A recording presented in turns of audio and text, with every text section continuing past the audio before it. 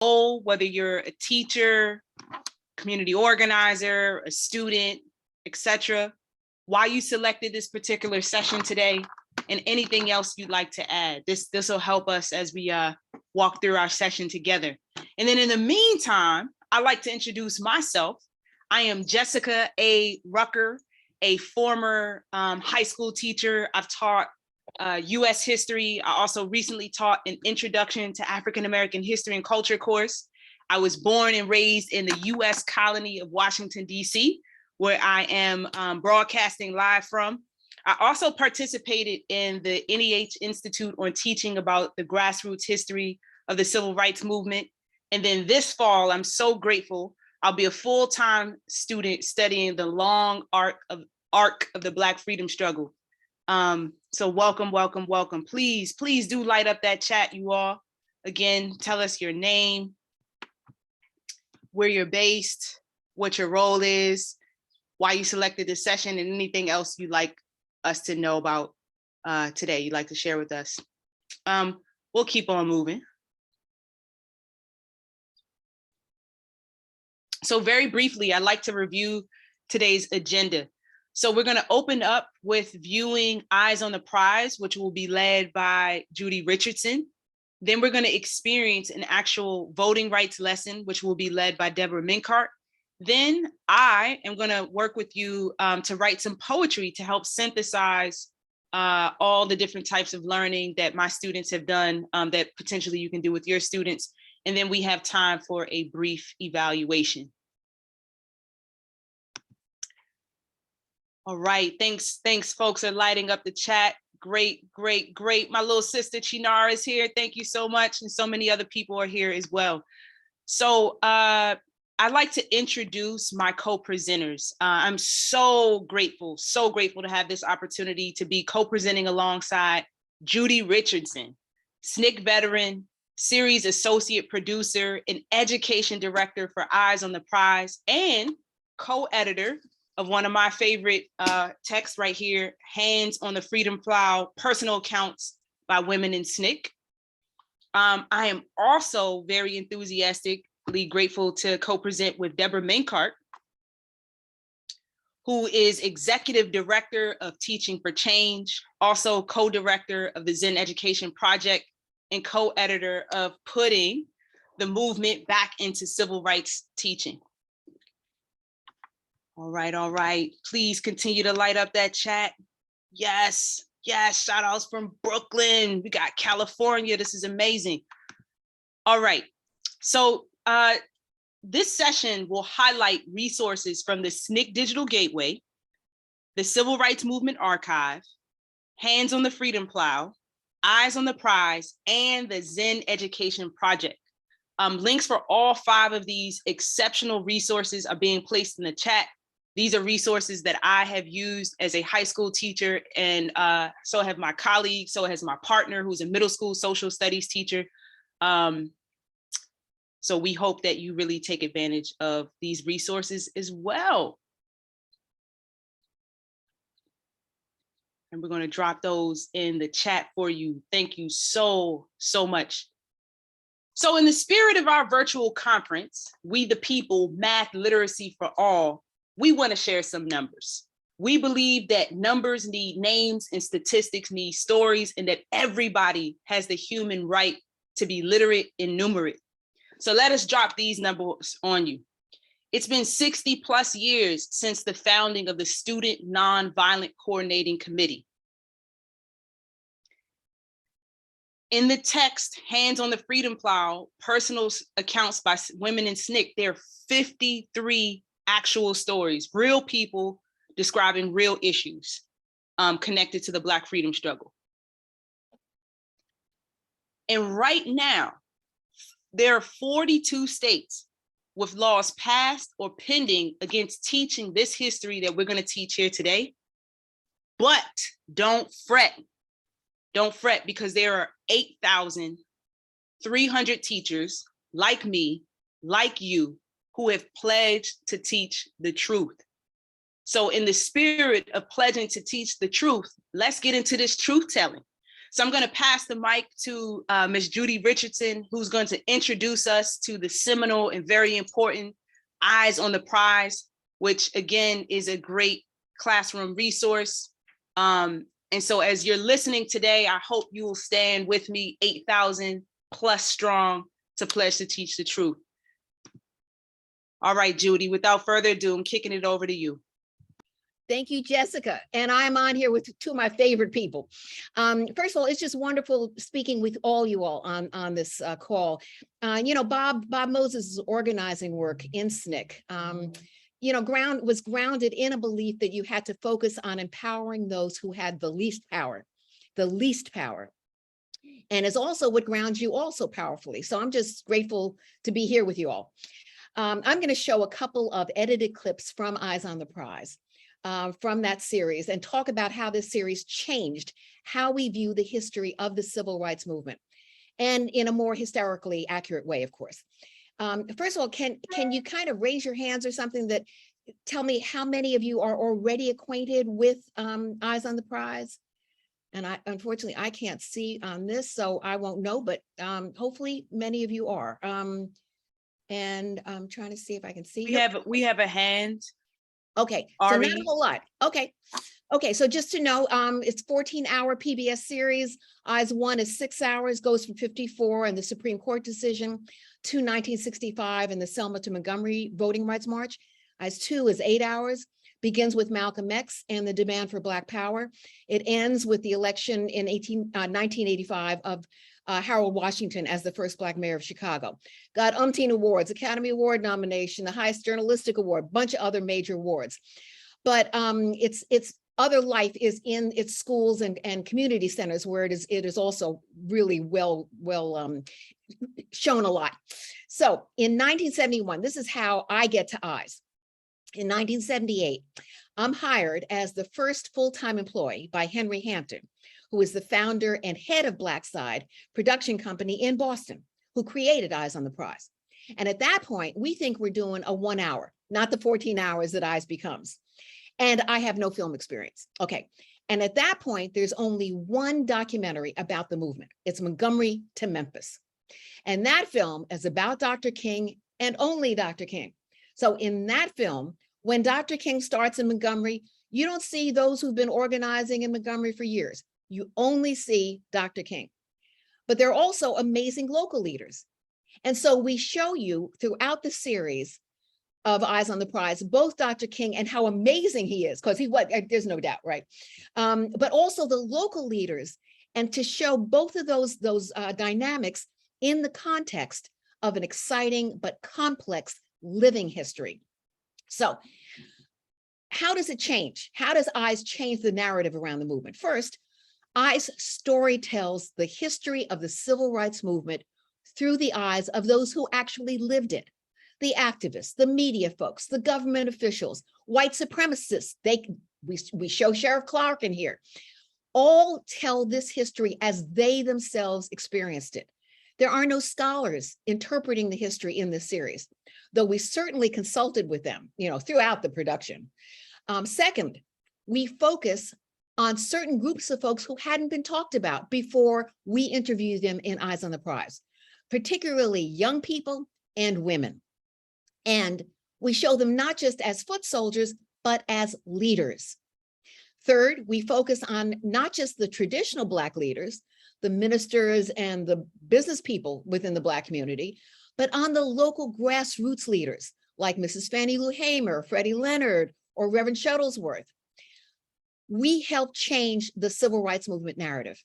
And this is before any of the local movement scholarship that was born after we aired, like the wonderful work of Charles Payne or Hassan Jeffries or Jean Theo Harris or Emily Crosby, all those wonderful people. Why is it important that people know this history?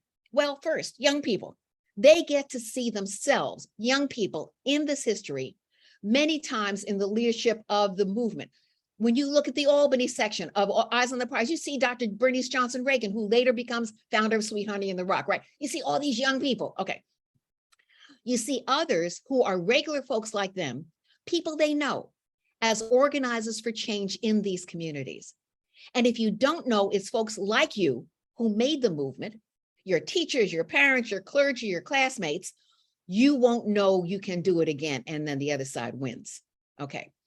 Now, before I show an edited clip from the Montgomery bus boycott segment of Eyes on the Prize, a little context. It's 1979, and I'm sitting by myself in an office at Blackside, Henry Hampton's production company in Boston, and I'm reading Stride Toward Freedom, Dr. King's account of the boycott. Mostly men's names. Finally, I see the name of a women's group, the Women's Political Council, and the name of a leader in that group, Joanne Robinson. So I start calling everybody, try and find her, right? And one of those I call is a friend, C. Gerald Fraser, who was one of the first Black reporters finally hired by the New York Times in the mid-1960s.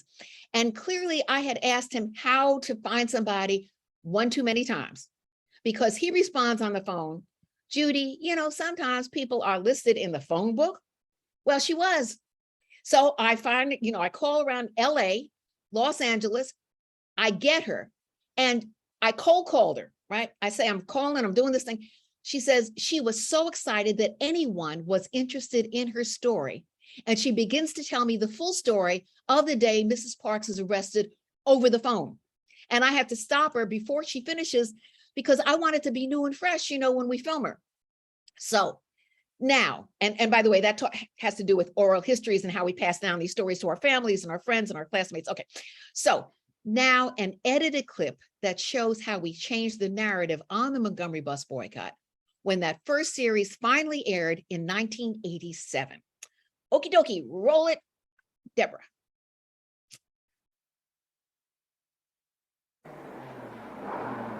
On December 1st, 1955, Rosa Parks refused to give up her seat to a white passenger. The front seats were occupied, and that one man, a white man, standing. And then at this point, the driver asked us to stand up and let him have those seats.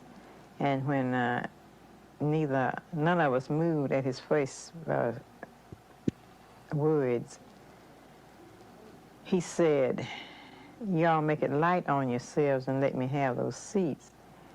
And when the policeman approached me, one of them spoke and asked me if the driver had asked me to stand. I said, yes. He said, why don't you stand up? I said, I don't think I should have to stand up. And I asked him, I said, why do you push us around?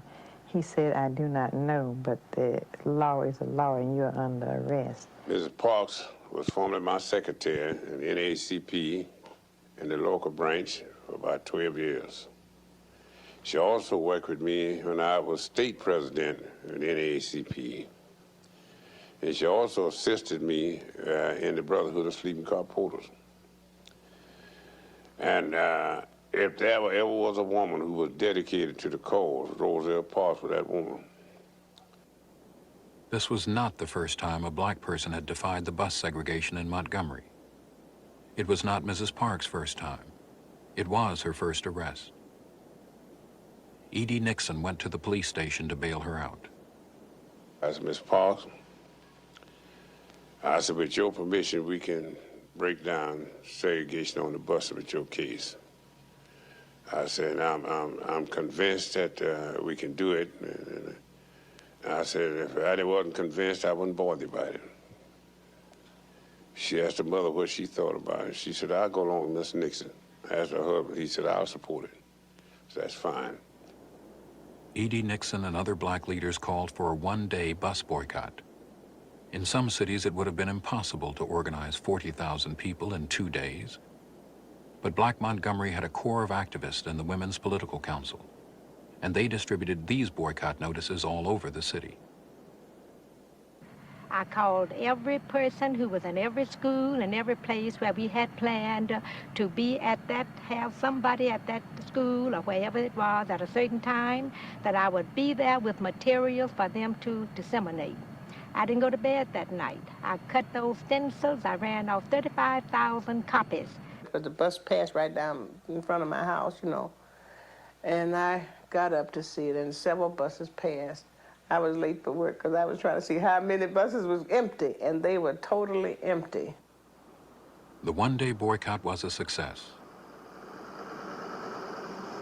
That night, a mobilized black community turned out for a meeting at the Holt Street Baptist Church and voted unanimously to continue the boycott.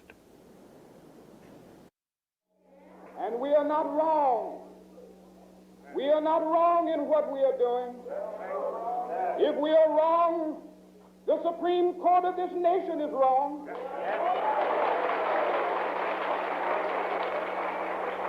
If we are wrong, the Constitution of the United States is wrong.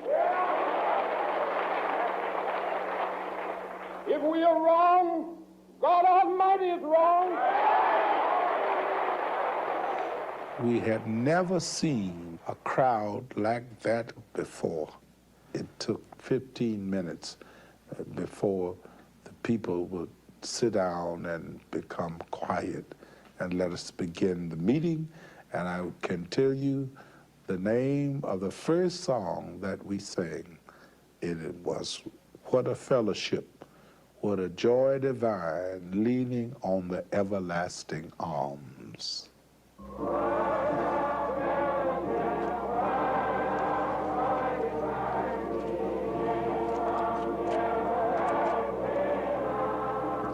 Before the boycott, 2/3 of the bus riders were black. After December 5th, there were almost no blacks at the segregated bus stops or on the buses. They walked, and they created a complex system that used private cars to carry thousands of people each day.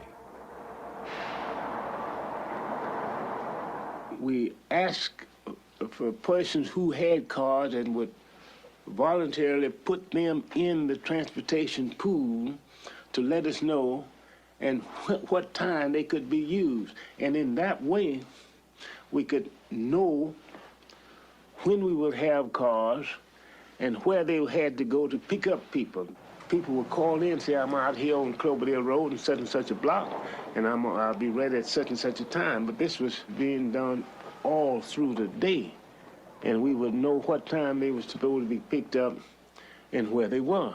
It was really surprising because we thought, well, maybe some of the people would continue to ride the bus. But after all, they had been mistreated and been mistreated in so many different ways until I guess they were tired and they just decided that they just wouldn't ride. I think you walked. Oh, about 7, 8 miles a day, maybe long further than that, because, you know, going and coming, it made a great deal distant. Ever tempted to take a ride from? No, no, but if sometime we would be out on the road coming home, well, it'd be a white lady to come along and pick us up and carry us so far, and we would thank her for it. We would be very glad, and we would offer her pay, but she wouldn't take it. The strange thing that happened was a kind of a play between white women and black women. In the mayor of the town issued an order saying if the white women would just stop carrying their maids back and forth, that the boycott would be ended. And so, I don't say all of them, but some of them replied and said, well, if he wants to come out and do my cooking and laundry and nurse the children and clean up, he can. So the white women went and got them in the car. They said they did it because the bus had broken down. Any excuse you could possibly think of.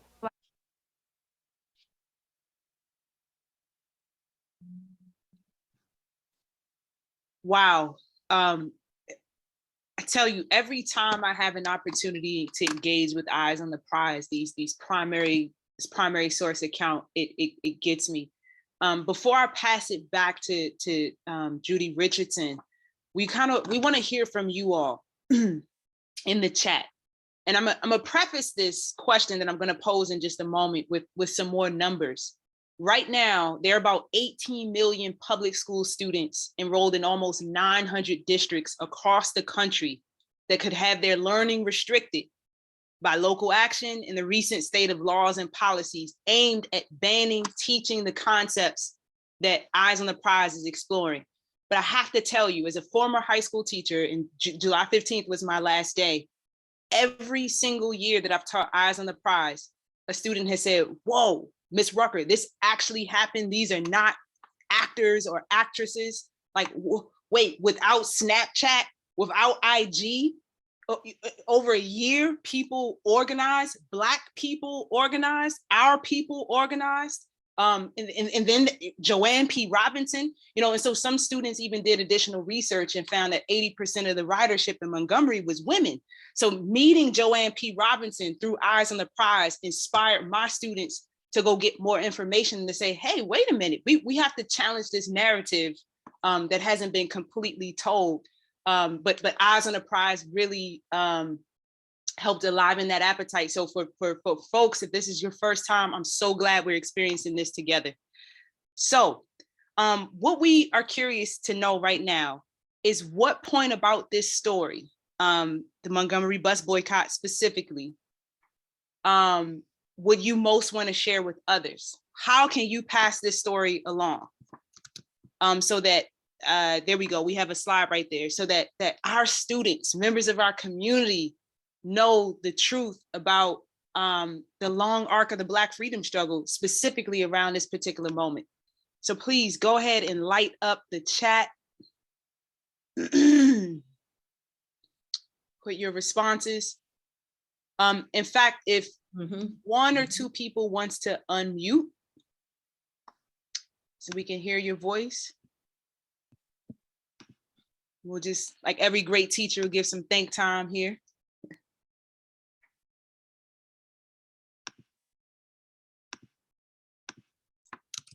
And I like Ari Goodman's.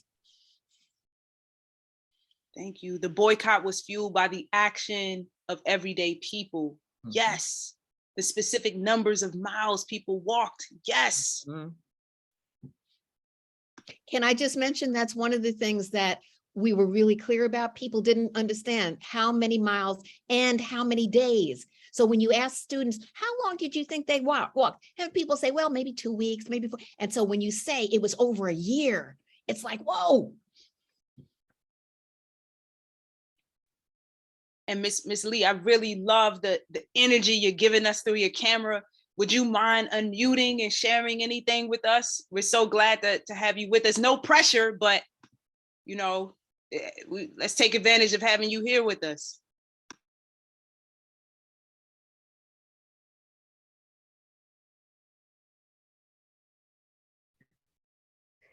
No pressure,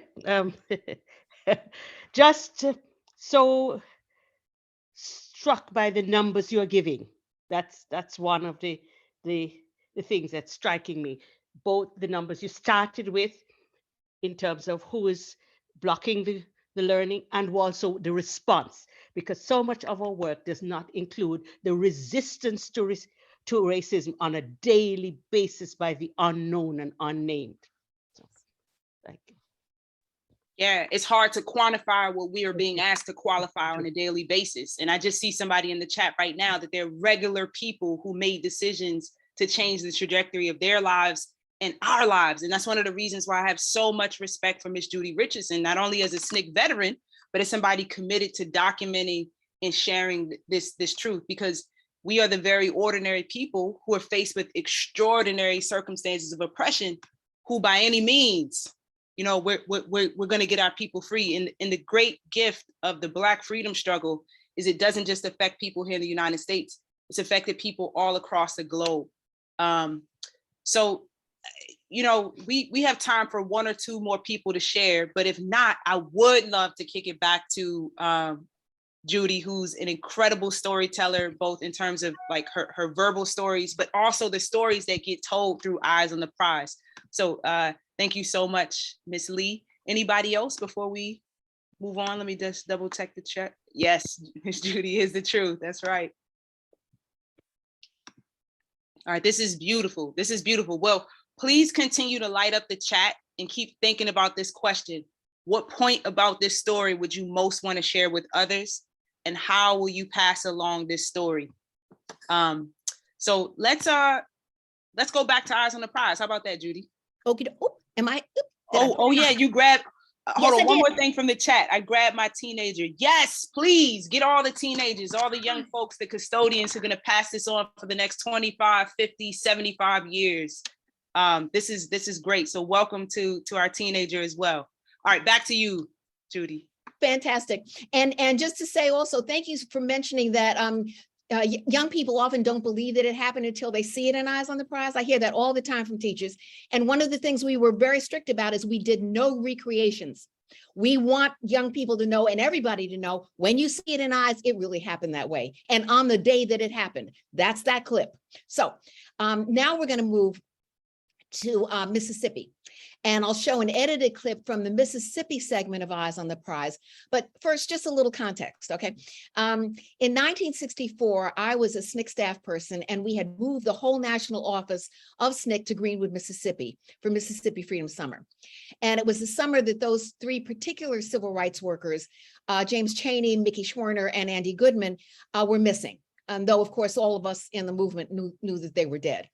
And that summer, we were showing that Black folks really did want to register to vote. I mean, all the racist white legislators, the senators, the congressmen all said, oh, you know, Black folks just don't want to vote. Well, what we showed was as long as whites, we would want to vote, as long as white supremacists didn't kill us or fire us or burn our churches or cut our mortgages, you know. So now the regular Mississippi Democratic Party was totally white supremacist, as, by the way, was the Alabama Democratic Party, whose logo was a white rooster with the words, as you can see, white supremacy for the right written around it. They were not subtle, right? So Black folks in Mississippi organized their own party in accordance with all the rules of the Democratic Party. And they named their party the Mississippi Freedom Democratic Party. And in January 64, they registered 80,000, another number, Black folks, and then began organizing to challenge the all-white Mississippi delegation at the Democratic National Convention in Atlantic City in August of 64. So now to the clip.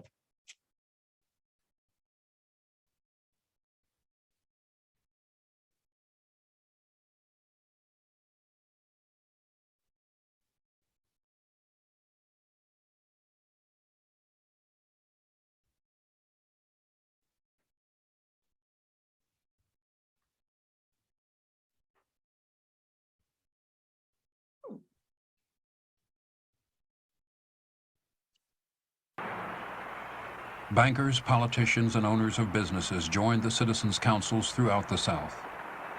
They punished people who supported integration or Black voting rights by foreclosing mortgages, firing workers, or refusing loans to farmers. And they used their influence to push through laws that would ensure continued white domination.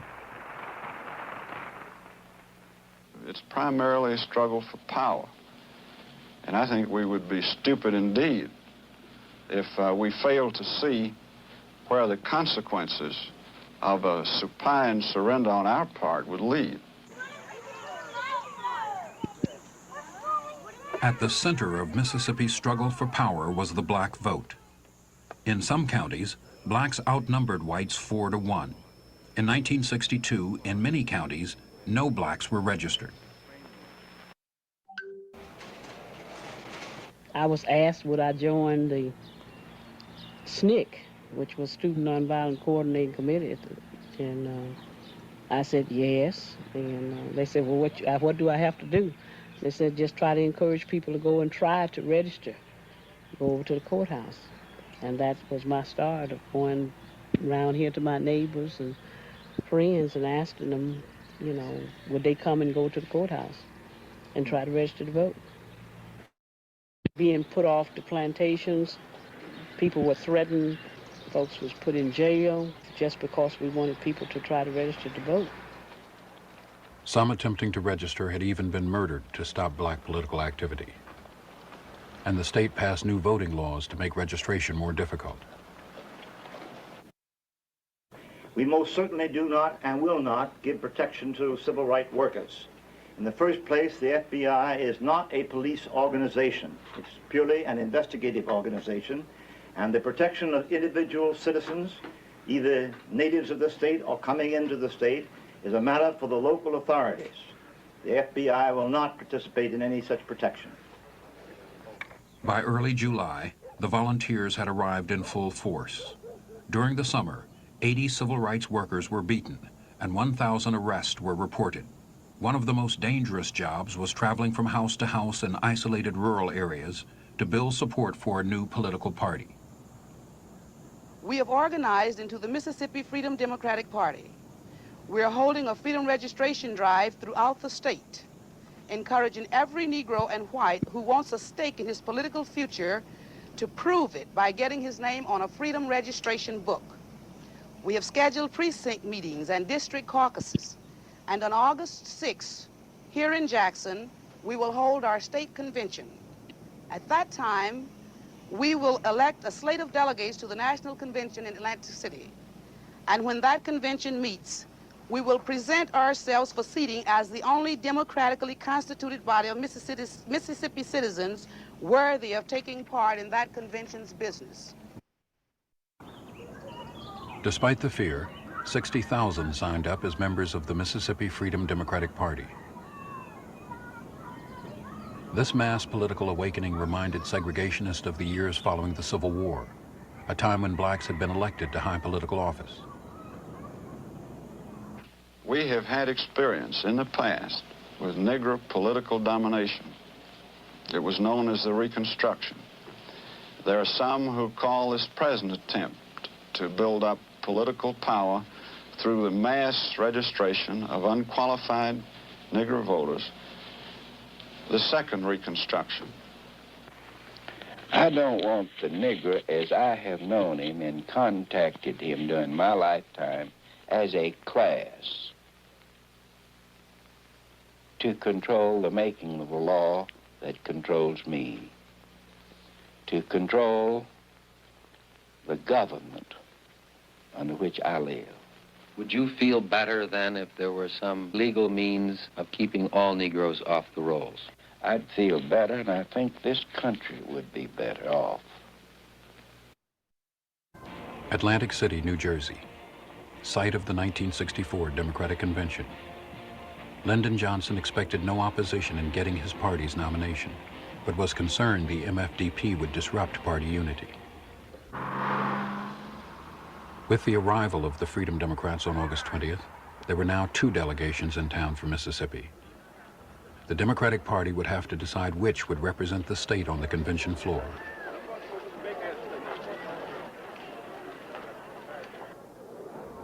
That decision would be made by the Credentials Committee. On Saturday, August 22nd, America watched this nationally televised hearing. It is the very terror that these people are living through that is the reason that Negroes aren't voting, that they're kept out of the Democratic Party by the terror of the regular party. And what I want the Credentials Committee to hear is the terror which the regular party uses on the people of Mississippi, which is what Reverend King was explaining, which is what Aaron Henry was explaining, and which is what the next witness will explain, Mrs. Fannie Lou Hamer.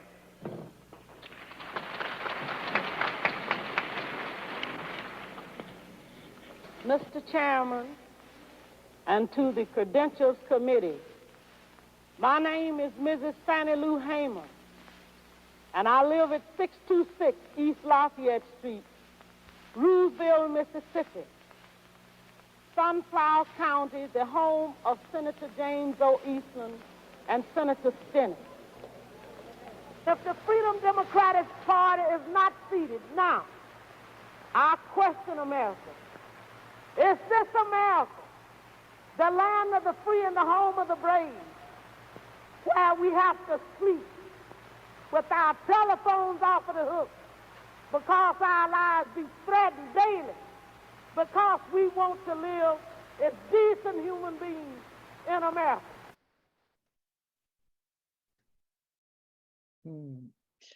Powerful stuff. Before we kind of transition into the next piece, I just want to say one quick thing, Judy. And one of the most powerful numbers that Miss Fannie Lou Hamer drops in that clip for me is her address. Like, come see about me, right? This matters this much to me that I'm gonna go on record to say where I live, but I just had to jump in, but please go ahead. And can I just say, and that's after she has been thrown off the plantation because she just tried to register to vote, and where she stays with friends in town, they plow 14 shots through the house of the family whom she was living with. So she does that even after all that and after being beaten in Winona. She was fearless. And you know, and my students love this particular clip too, because one of the things that I think we don't teach accurately is how ordinary, going back to that concept, ordinary people. She's not coming off a college campus. She's coming off of like literally a plantation, a farm. She's a sharecropper. You know, she doesn't get much formal education. And so for some of my students who are not placed on the honors track or the AP track, when they hear her voice in her own words and they hear her rhetorical strategy, is this America?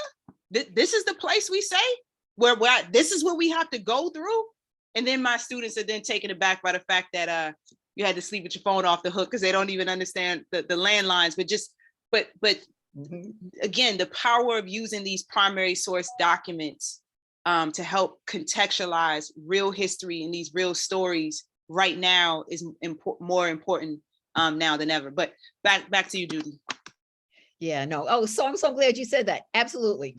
We're just going to transition now to another resource, and it's the SNCC Digital Gateway. We worked on it basically for 4 or 5 years.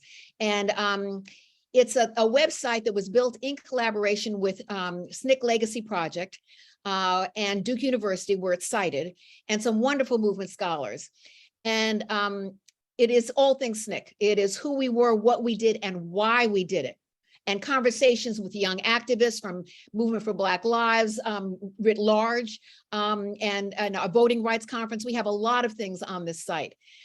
So I'll just mention the great profile page on Miss Baker, Miss Ella Baker. And if we can go, there she is. Thank you, Deborah. Deborah's boy, keeping up, boy. Okay, and it's Miss Baker, who is the legendary organizer whose deep experience and grassroots philosophy grounds SNCC, along with her extensive network of local organizers.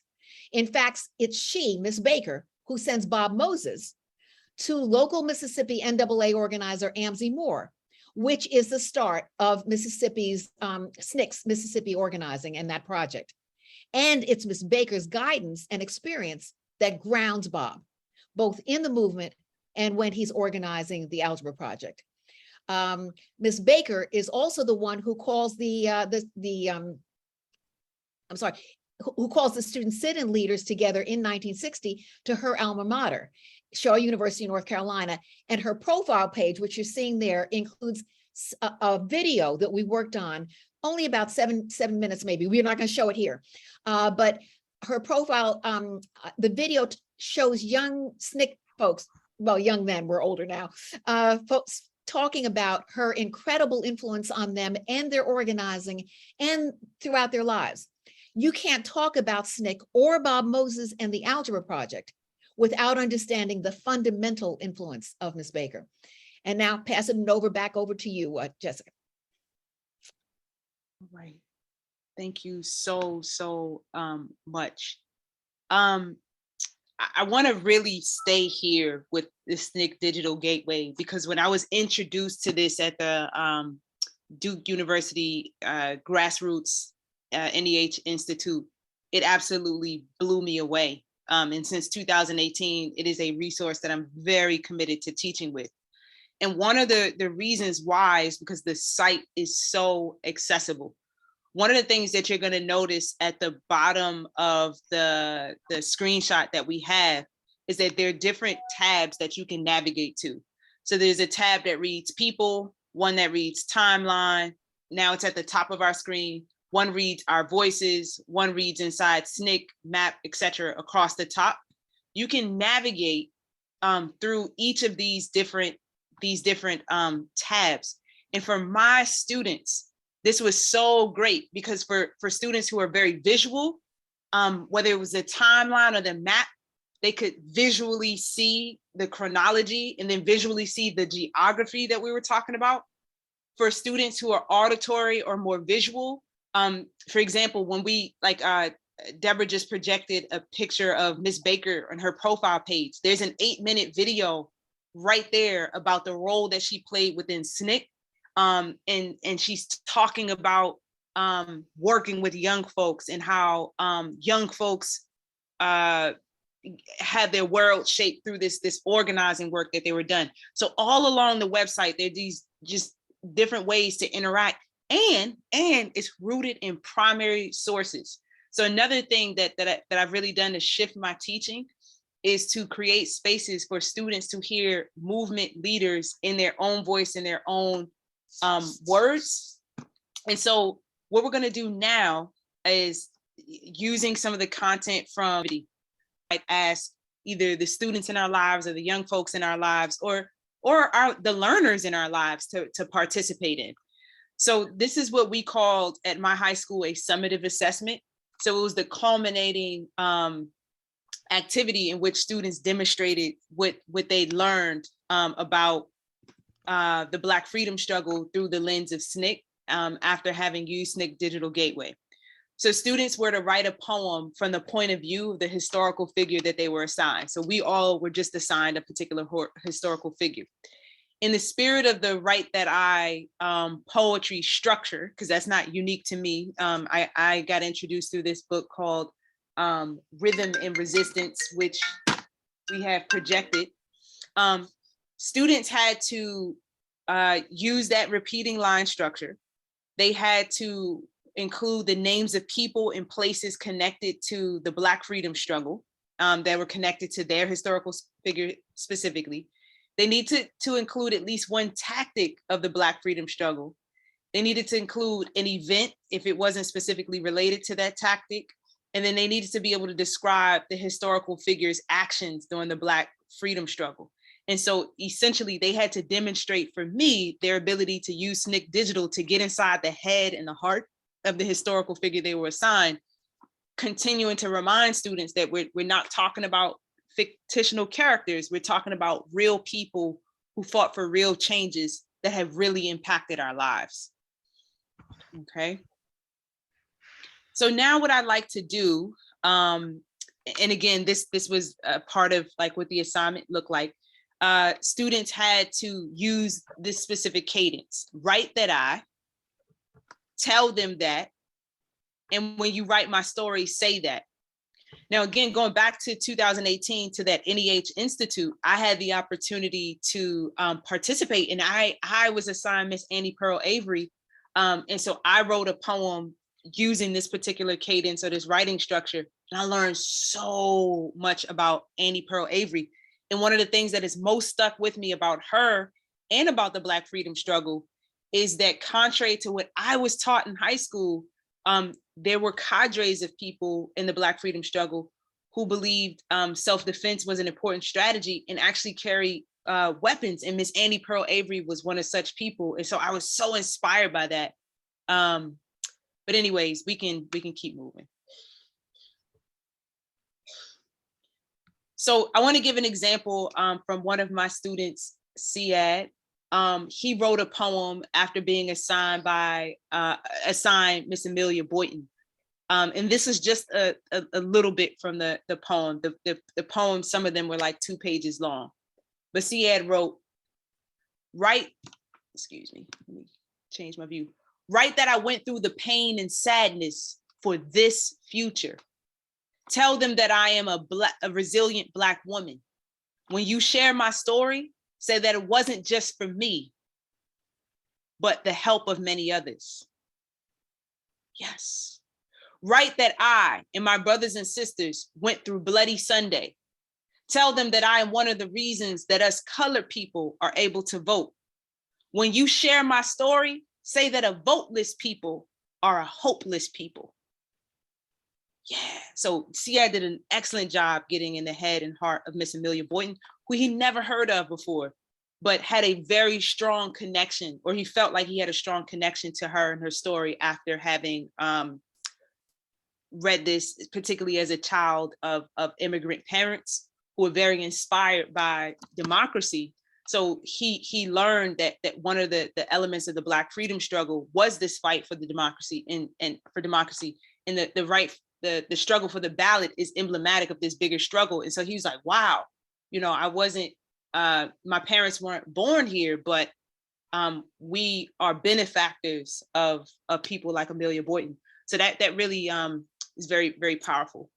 So let's get into Miss Nyamani's piece.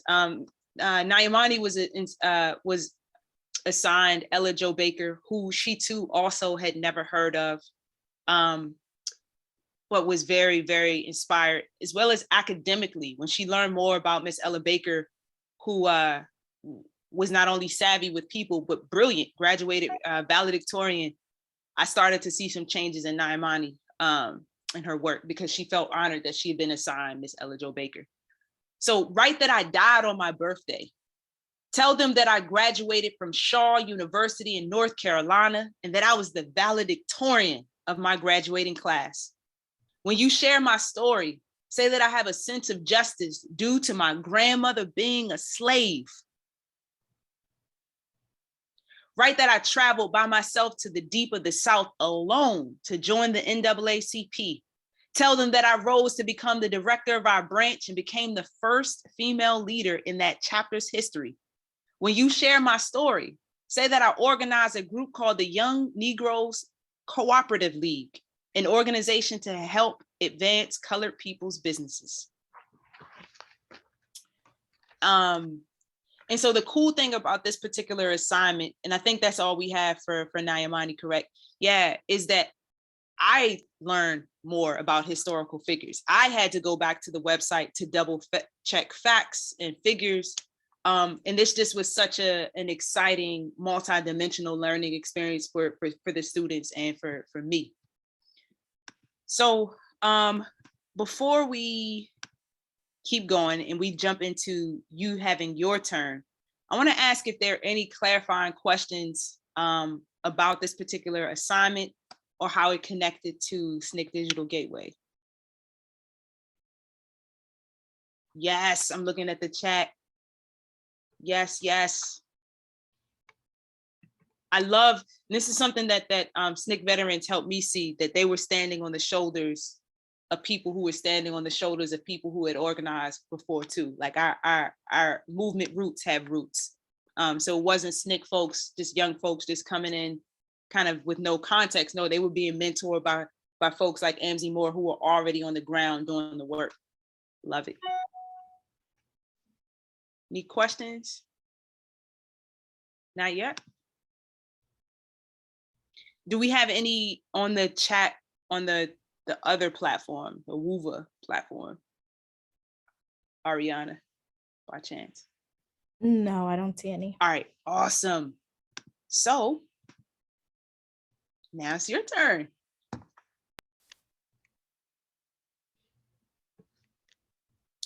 So what we're gonna ask you to do is we'll give you about, let me look at this time.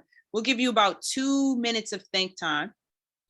And I'm gonna ask you to write a line about the person you were assigned in the lesson earlier. And you're gonna use that cadence. Either write that I, tell them that I, or when you share my story, say that I. And we're gonna try to create a choreo poem.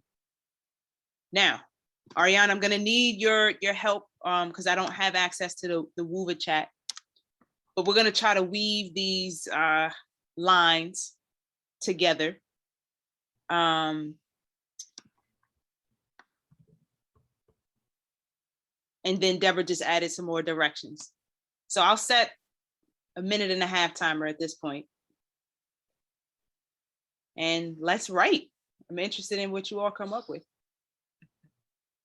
All right, your 1.5 minutes starts now.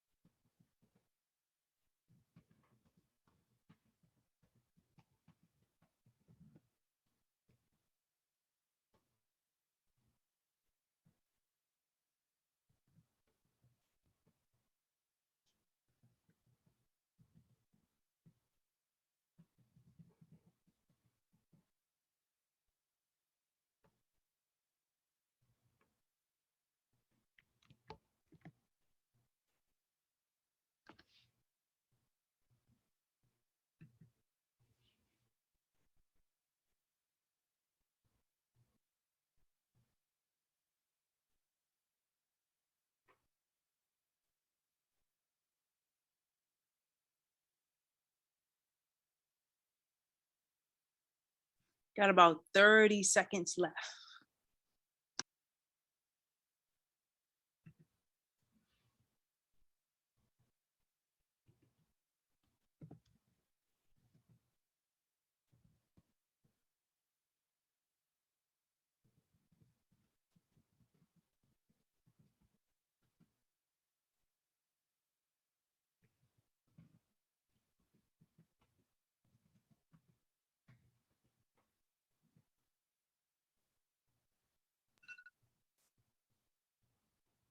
All right.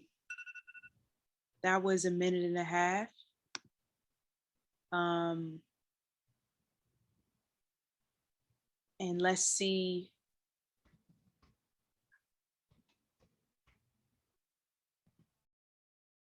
Let's see what we have. We have one piece in the chat. Thank you, Mars. Do we need like 30 more seconds?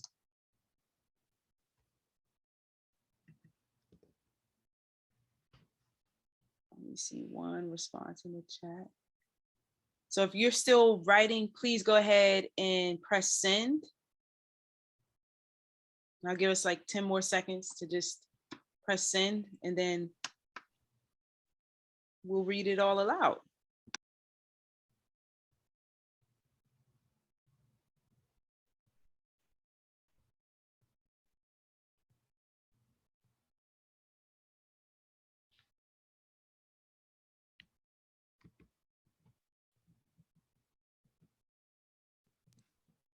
All right.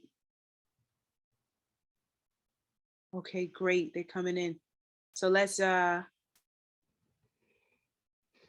read out loud what we have, our choreo poem in the spirit of collective work and responsibility.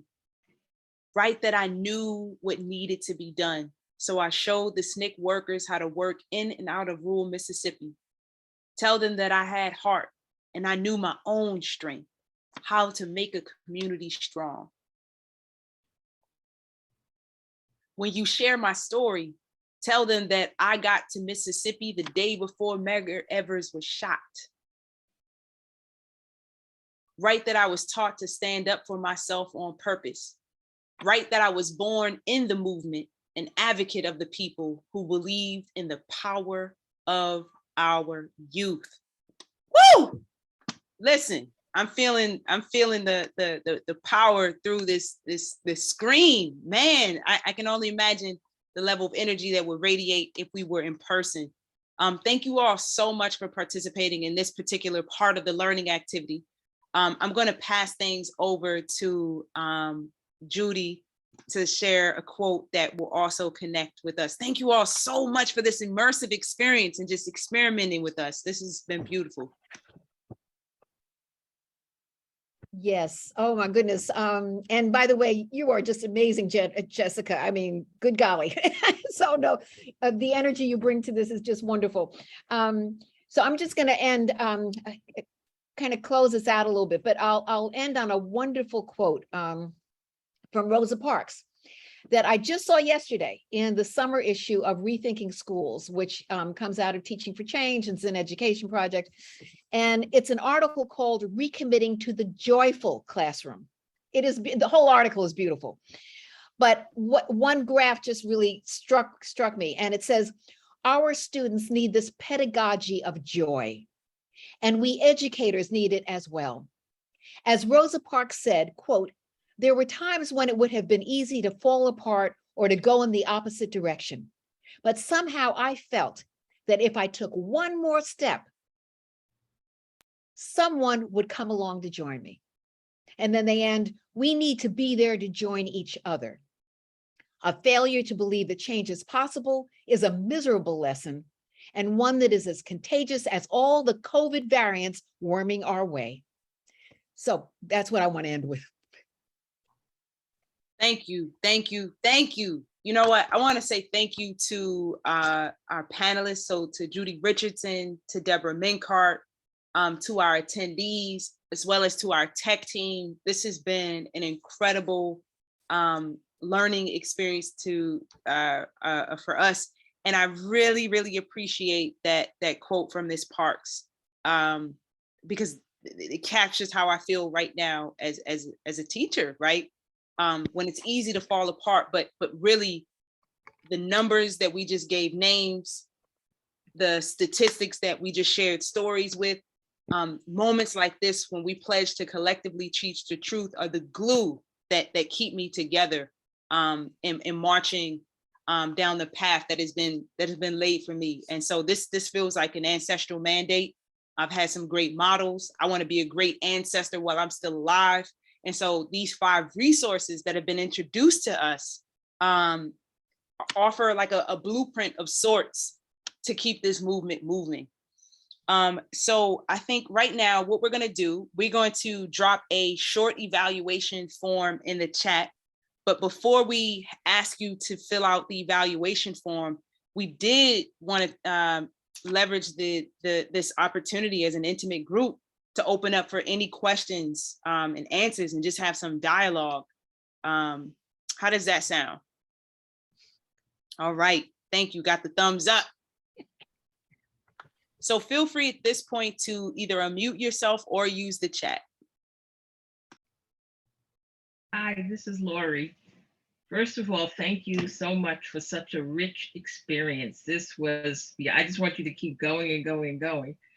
Oh, this is the famous Dr. Lori Midget from the Brooklyn Charter School. Hello. Hi, Miss Judy. This reminded me, so many parts of it reminded me of what Stacey Abrams and other folks are doing now in Georgia. As you look at their strategies and techniques and things of that nature, what do you see that alignment? Are we, I know we're in the process right now, and so it's not analytical, but do you see the connections, and is this next generation on track for the same way that the last generation was? You see.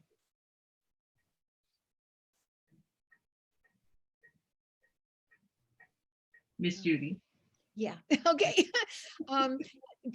First of all, I think that, originally, because we work with a lot of young people, and so certainly Stacey Abrams is wonderful, and I keep giving her money because there's lots of donation requests. And Say Ufat, who was in New Georgia, was someone we are still connected with. And that's the group that Stacey Abrams founded before she founded Fair Fight. So all of these young people are amazing. Young Phil Agnew out of Dream Defenders in Florida. All of these young people are doing amazing work, and we stay connected with them in continuing conversations, and very structurally so. What we found is that initially they were more into demonstrations and now what they realize is the limits of just demonstrations. And so they really are getting into, how do you sit on somebody's porch if they let them in, or if you get into the apartment house, or wherever it is, so that they get a sense of who you are. Because one of the things we understood when we were organizing is that nobody's going to trust you with whatever it is they have to trust you with to step out there with you, unless they have some measure of you.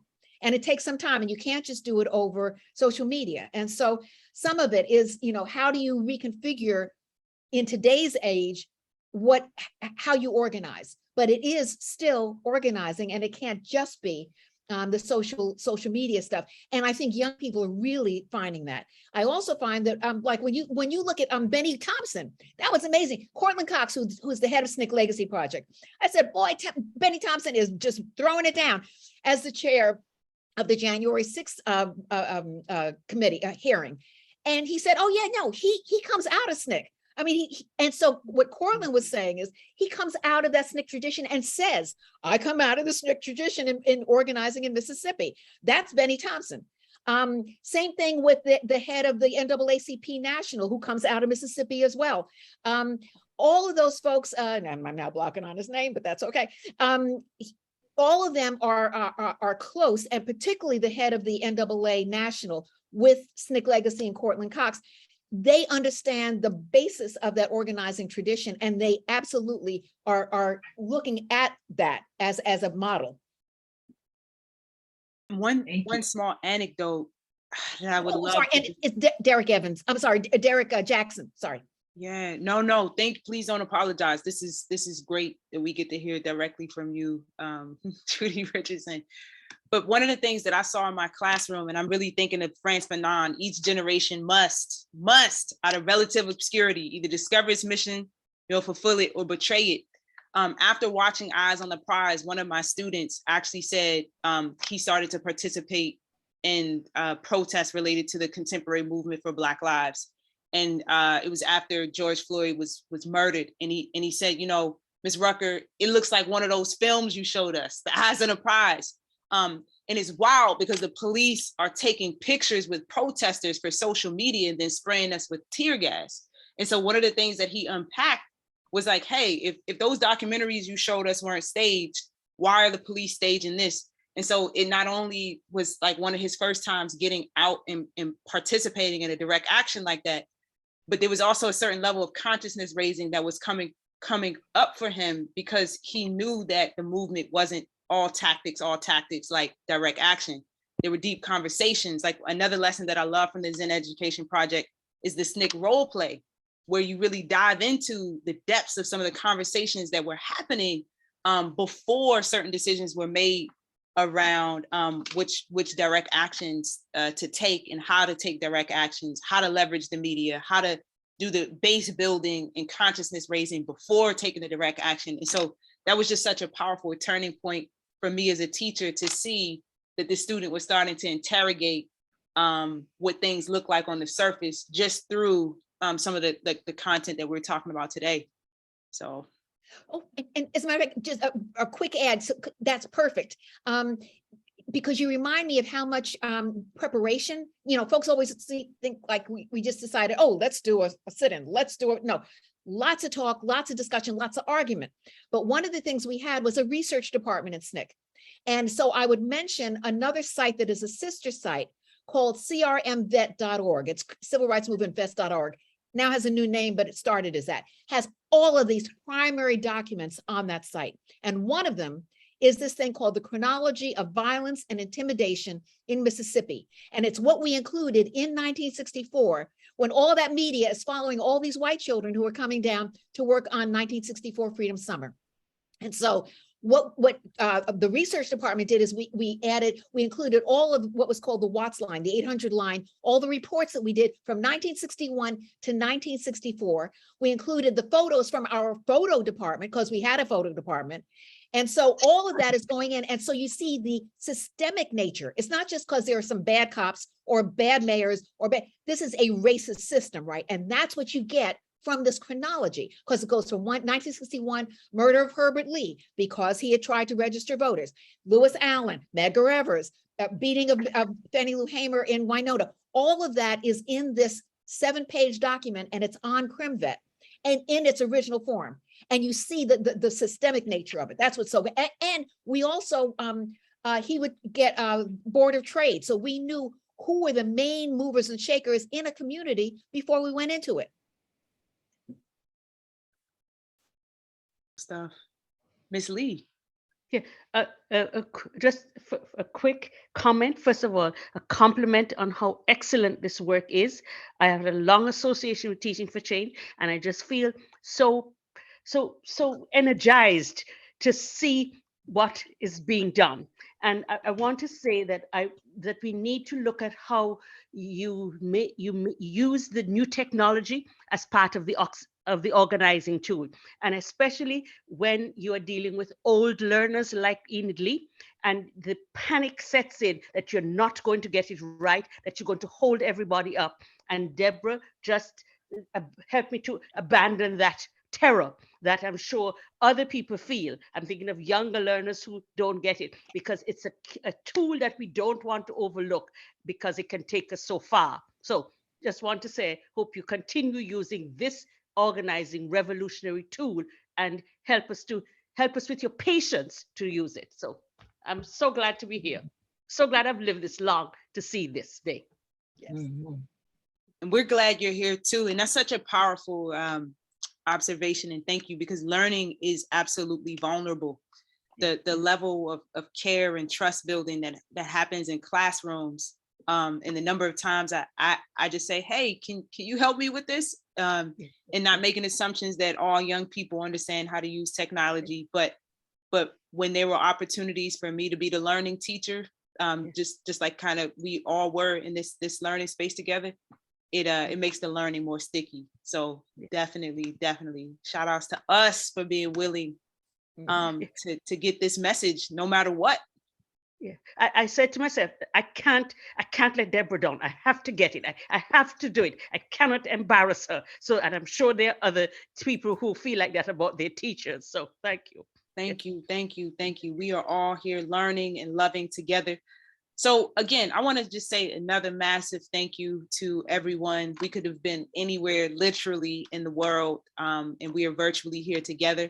So please take a moment if you have not yet and fill out the evaluation. It's my understanding that some raffle prizes and professional development certificates and other resources will avail themselves upon completion. And please check out the SNCC Digital Gateway. The other thing I might suggest, if not out of your personal budget, get your school district or your professional place of employment to invest in this document. I would say the same thing about this resource, putting the movement back into civil rights teaching. And I would also say the Zinn Ed project, I'm still signed up. I still receive the newsletter.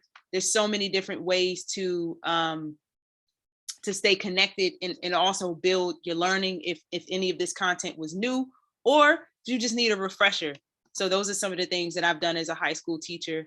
And again, that short evaluation form is in the chat. Thank you so much. Can you put it in the other place so that we can open it? Like how Yes. Thank you. I will ask. Yes, it's there. It's there. Okay. Thank you so much.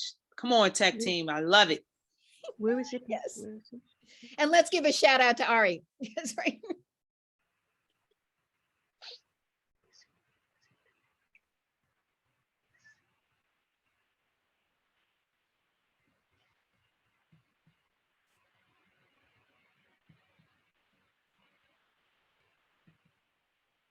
Oh, I can't hear you anymore. I was lip syncing, just reading, moving my lips, but reading to myself because I just learned something new.